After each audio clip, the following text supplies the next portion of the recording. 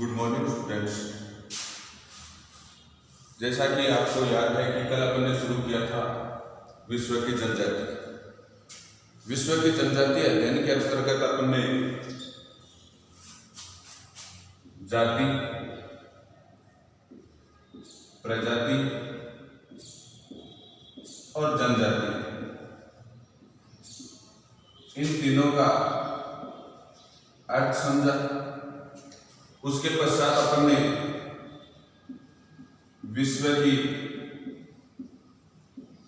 प्रमुख जनजातियों के बारे में अध्ययन किया और इस अध्याय के अंतर्गत जो 4 प्रमुख जनजातियां दी गई हैं, एस्किमो यानी उत्तरी ध्रुव की जनजाति, दूसरी बुशमैन यानी कालाहारी मरुस्थल अफ्रीका बोत्सवाना लैंड की प्रजाति, तीसरी गोंड और वेल यानी वो भारत की जनजाति। इन 4 जनजातियों का अध्ययन है वो इस अध्याय के अंतर्गत किया गया है। फिर अपन ने शुरू किया था एस्किमो जनजाति। एस्किमो जनजाति, एस्किमो का जो शाब्दिक अर्थ है उसके बारे में अध्ययन किया कि एस्किमो का शाब्दिक अर्थ है वो होता है कच्चा मांस खाने वाला। उसके पश्चात अपन ने अध्ययन किया इनकी शारीरिक जो बनावट है उसके बारे में कि इनकी शारीरिक संरचना है वो कैसी है। उसके पश्चात अपन ने दूसरा पॉइंट का जो अध्ययन किया वो था इनकी जो निवास क्षेत्र है, यानी कहाँ विश्व के कौन कौन से क्षेत्रों के अंतर्गत ये निवास करते हैं उनके बारे में अध्ययन किया। तो आज बच्चे अपन शुरू करने जा रहे हैं पॉइंट नंबर 3, आर्थिक क्रियाकलाप।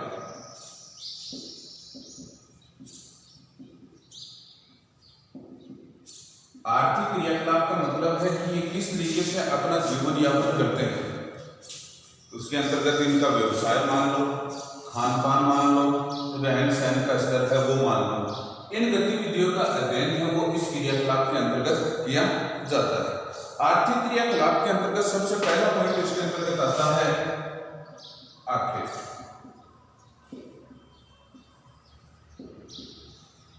यानी कि शिकार करना। यानी एस्किमो जनजाति के जीविकोपार्जन का प्रमुख साधन है वो शिकार करना है, क्योंकि टुंड्राई क्षेत्र में रहते हैं, वहां पर खेतीबाड़ी करना असंभव है।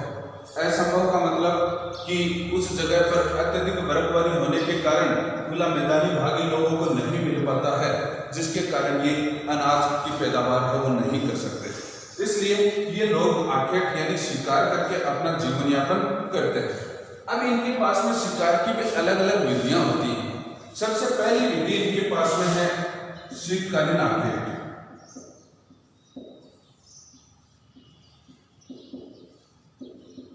शीतकालीन आखेट यानी शीत ऋतु के दौरान ये किस तरीके से शिकार करते हैं। सर्दियों के दौरान भयंकर बर्फबारी होती रहती है और इसके साथ साथ में बर्फीली आंधियां हैं वो चलती रहती है, जिसके कारण इनका शिकार करना बहुत ही मुश्किल हो जाता है।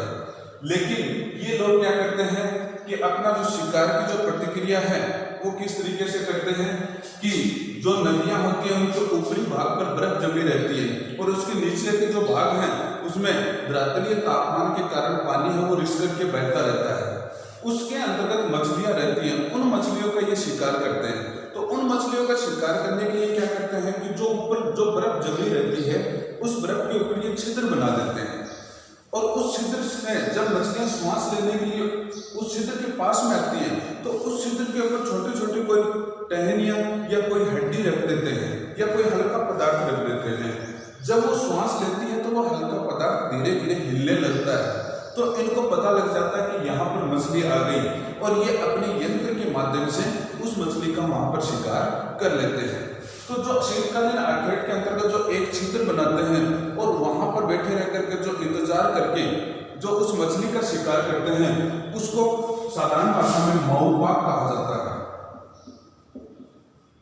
मऊपाक का शाब्दिक अर्थ होता है प्रतीक्षा करना।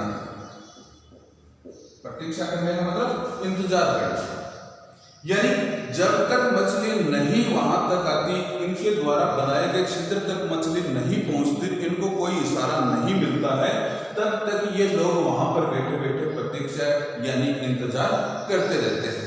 इस विधि को माउपाक कहते हैं। अब बच्चों यहाँ पर एक क्वेश्चन बन जाता है और काफी बार पूछा गया है माउपाक क्या है, तो यहाँ पर बन जाता है प्रश्न माउपाक क्या है और इसका उत्तर यही देना है। माउपाक का शाब्दिक अर्थ है प्रतीक्षा करना, यानी कि एस्किमो जनजाति के लोग शीत ऋतु के दौरान जो शिकार करते हैं, तो शिकार करते समय वो काफी लंबा इंतजार करते हैं, उसे ही क्या कहते हैं, माउपाक कहते हैं। इसी शीतकालीन आखेट के अंतर्गत इनकी जो दूसरी विधि है वो है इतुरपाक।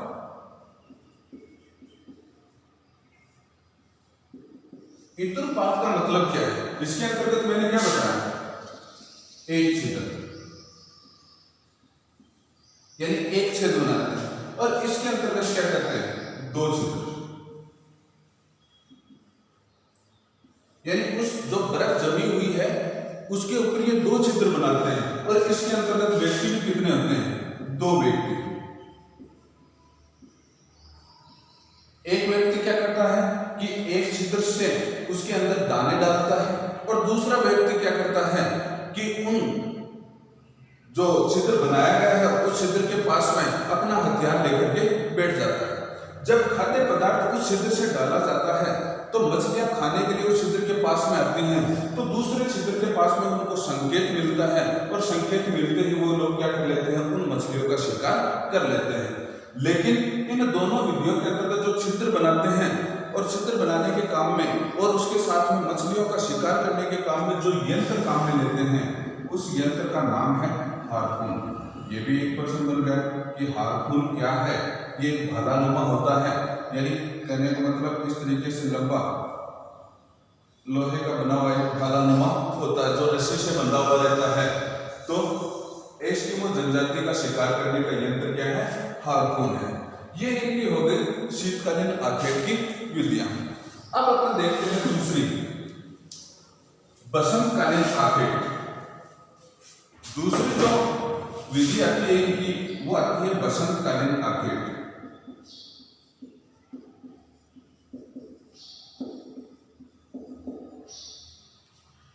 इस आखेट के अंतर्गत यानी जब ये ऋतु आती है तो मार्च के महीने के लगभग क्या होता है कि धीरे धीरे बर्फ है वो पिघलनी शुरू हो जाती है, और बर्फ पिघलने के कारण मछलियां जो हैं वो बर्फीले क्षेत्रों से निकल करके और सूर्य की धूप सेकने के लिए वो धीरे धीरे बाहर आने लगती हैं, और बाहर आती हैं तो वहां पर ये लोग क्या कर लेते हैं, उन मछलियों का शिकार कर लेते हैं। कभी कभार ये बसंतकालीन आखेट के अंतर्गत कुत्तों का इस्तेमाल भी करते हैं, यानी जब मछलियां बाहर निकल करके आती हैं तो इनके पास में जो रेनडियर होते हैं, जो कुत्ते होते हैं, उनके माध्यम से भी ये लोग क्या कर लेते हैं, शिकार करवा लेते हैं। इस विधि को उत्तोक कहते हैं,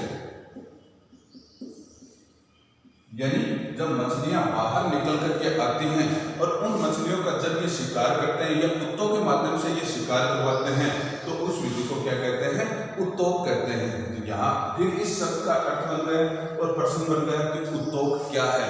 तो उत्तोक एस्किमो जनजाति का बसंतकालीन आखेट में जो शिकार किया जाता है उसकी विधि का नाम है उत्तोक। अगला इसके अंतर्गत तीसरी विधि जो निकल करके आती है वो है ग्रीष्मकालीन।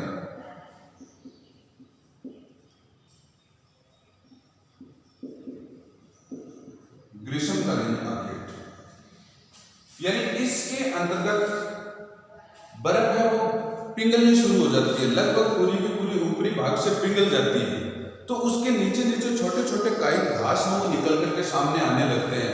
वनस्पतियां थोड़ी बहुत जो इनके वहां पे हैं वो वनस्पतियां धीरे धीरे हरी होने लगती हैं, तो उनको खाने के लिए छोटे मोटे जीव जंतु हैं वो वहां तक पहुंचने लगते हैं। तो जैसे हिरण है, खरगोश है, या छोटे मोटे जो चिड़िया हैं वो वहां तक पहुंच जाती हैं, और उनका शिकार ये छोटे जो धनुष होते हैं उन धनुष के माध्यम से उनका शिकार कर लेते हैं, और उन शिकार के माध्यम से ये अपना जीवन यापन करते हैं।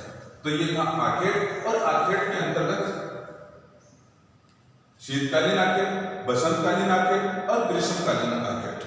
अब बच्चों यहाँ पर एक चीज फिर सामने आ जाती है कि जो शीतकालीन आखेट है उस जगह पर एक प्रसिद्ध मछली देखने को मिलती है, वो है सील मछली।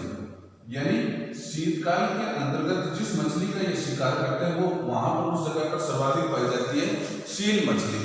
अब प्रश्न यहाँ फिर बन जाता है कि सील मछली का एस्किमो जनजाति के जीवन में क्या महत्व है।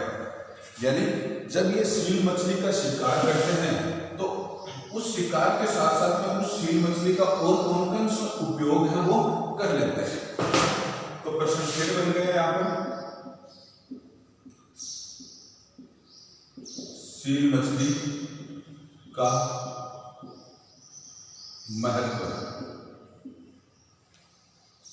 एस्किमो जनजाति के जीवन में सील मछली के महत्व के बारे में बताइए। तो सबसे पहले तो सील मछली से खाने के लिए मांस मिल जाता है। दूसरा ये कह सकते हैं कि तंबू व वस्त्रों के लिए मछली की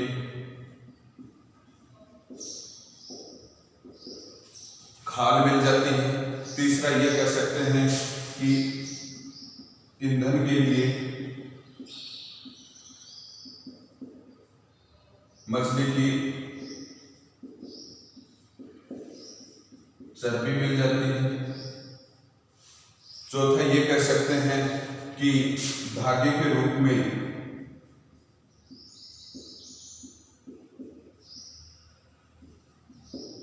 तान, जो इनकी अंतड़ियां होती हैं,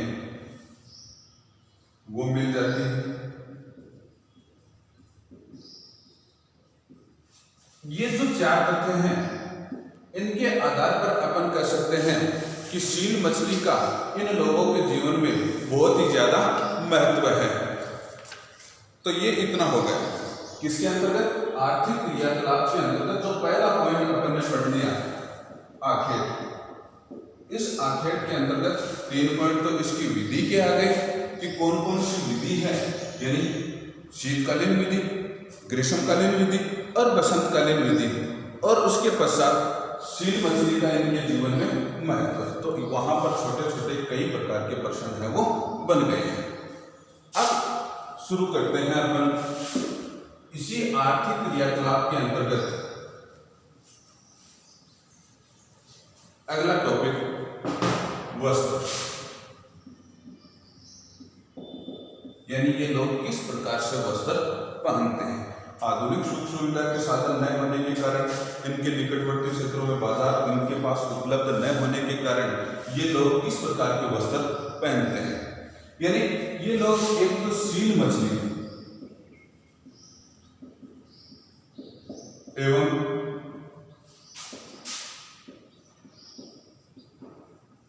ध्रुवीय भालू इनका शिकार करते हैं और इनके शिकार से जब इनको जो चमड़ी प्राप्त होती है उन चमड़ियों से ये लोग क्या करते हैं, अपना वस्त्र है वो बनाते हैं। वस्त्र बनाने का जो कार्य है वो औरतें करती हैं, यानी घर पे रहकर के औरतें वो क्या करते हैं, ये लोग शिकार करके ये सील मछलियों की चमड़ी उनको दे देते हैं या ध्रुवीय भालू की जो खाल होती है वो उनको दे देते हैं और उनसे औरतें घर पे रह करके क्या करती हैं, उनके वस्त्र बनाते हैं। इनके वस्त्रों को तीमिया कहते हैं। इनके वस्त्रों को तीमिया कहते हैं। अब छोटा प्रश्न ये बन गया कि तीमिया क्या है, यानी जर्सी नुमा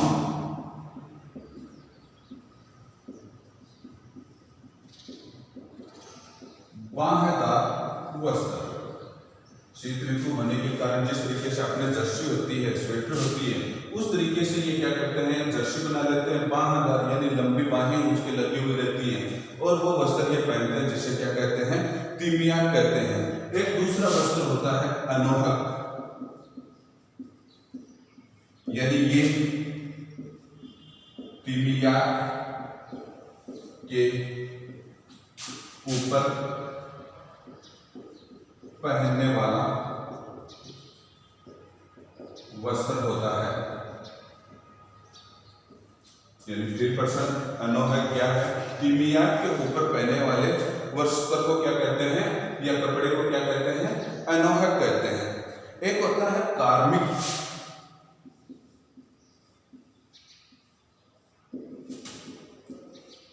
सील मछली की खाल से बने जूते, यानी सील मछली की खाल से बने हुए जो जूते होते हैं उनको ये कार्मिक कहते हैं या मूलमुकस कहा जाता है। तो यहाँ पर फिर छोटे छोटे प्रश्न आ गए इसी पार्ट से। छोटे छोटे प्रश्न 1 नंबर के रूप में है वो पूछे जा सकते हैं या 2 नंबर के रूप में कि एस्किमो जनजाति के आर्थिक क्रियाकलाप को समझाइए, इस तरीके से जो प्रश्न है वो पूछा जा सकता है। तो वस्त्रों के बारे में अपन ने अध्ययन कर लिया, मात्र 3 नाम जुड़ करके आते हैं और वो तीनों के तीनों कहीं न कहीं सील मछली और ध्रुवीय भागों से जुड़े हुए हैं। पहला तिमियाक, जर्सीनुमा बाहदार वस्त्र, एनोहक तिमियाक के ऊपर पहनने वाला वस्त्र, और कार्मिक सील मछली की खाल से बने जूते। अगला इसी आर्थिक क्रियाकलाप के अंतर्गत पॉइंट शुरू होता है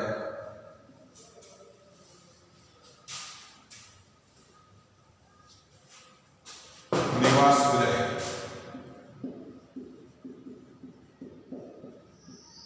रहने के लिए घर कैसा होता है, यानी बर्फीले क्षेत्रों के अंतर्गत रहते हैं। तो शीत ऋतु के दौरान ये लोग क्या करते हैं, बर्फीले क्षेत्रों के अंतर्गत जब बर्फीली आंधियां चलती हैं तो वहां पर ये मकान बनाते हैं और इनको बोलते हैं इग्लू। फिर यहाँ एक छोटा प्रश्न, इग्लू क्या है? यानी शीतकाल में बर्फ से बने हुए घरों को इग्लू कहते हैं। शीतकाल में बर्फ से बने घर को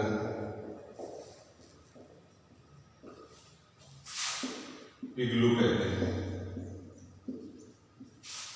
शीत ऋतु के दौरान जो बर्फ का आंतरिक जो ढांचा है वो सील मछली की खाल का और वसा जो चर्बी होती है उसके लेप का बना करके उसके ऊपर बर्फबारी शुरू हो जाती है तो वो बर्फ से ढक जाता है और उसे क्या कहा जाता है, इग्लू कहा जाता है। दूसरा होता है कर्मक, यानी कर्मक का मतलब होता है ये 5 से 6 फीट भूमि के अंतर्गत, यानी 5 से 6 फीट भूमिगत, यानी भूमि के अंदर आंतरिक भाग में, और उसके साथ साथ में 2 से 3 फीट एवं 2 से 3 फीट ऊपर उठे हुए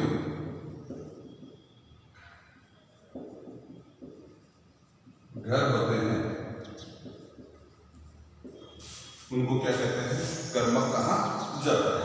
यानी 5 से 6 फीट तो क्या धरातल के आंतरिक भाग में होता है पर 2 से 3 फीट ही होते हैं ऊपर उठे हुए। जब घरों से ये बाहर निकलते हैं तो लेट करके घर से बाहर निकलते हैं और लेट करके उस मकान के अंदर घुस जाते हैं, क्योंकि इनका जो ऊपरी भाग पर घरों का जो दरवाजा वो इतना चौड़ा नहीं रह सकते, इतना लंबा नहीं रह सकते, क्योंकि बर्फीली आंधियां चलती हैं और बर्फ के कारण इनके घरों का जो आगे का जो गेट होता है वो रुक जाता है, इसलिए ये छोटे गुफानुमा घर बना करके रहते हैं। ये हो गया इनका निवास घर। 2 नाम बेटा याद रखना इसके अंतर्गत, इग्लू और कर्मक।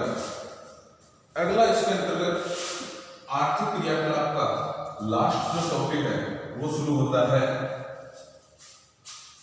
यंत्र एवं उपकरण।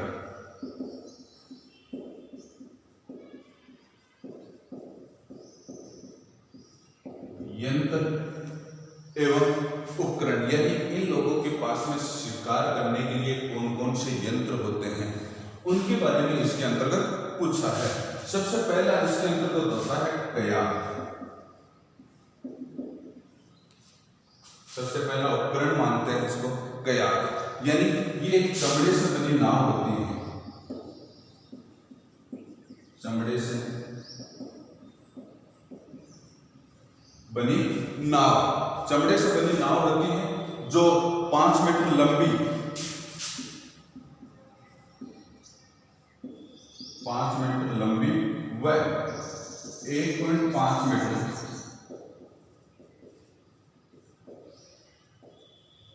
चौड़ी होती है। यानी ग्रीष्म ऋतु के दौरान जब बर्फ पिघल जाती है तो ये लोग क्या करते हैं, इस कयाक में जाकर के और थोड़ी दूर सफर तय करके ये क्या करते हैं, शिकार करके लाते हैं, जिसकी लंबाई होती है 5 मीटर लंबी और 1.5 मीटर वो चौड़ी होती है। दूसरा इसके अंतर्गत होता है कुंबिया।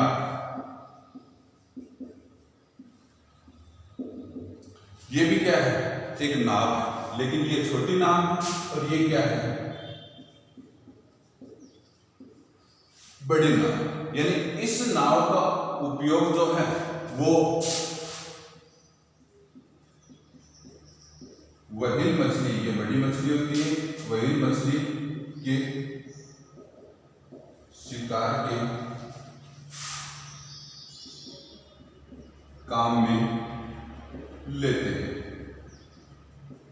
कहने का मतलब कयाक छोटी नाव होती है, उमियाक बड़ी नाव होती है, क्योंकि व्हेल मछली है वो बड़ी होती है और वजन में भारी होती है। तो व्हेल मछली के शिकार के रूप में जब यंत्र जो उपकरण काम में लेते हैं वो होता है उमियाक। तीसरा इसके अंतर्गत आता है हार्पून। इसकी चर्चा अपन पहले भी कर चुके हैं।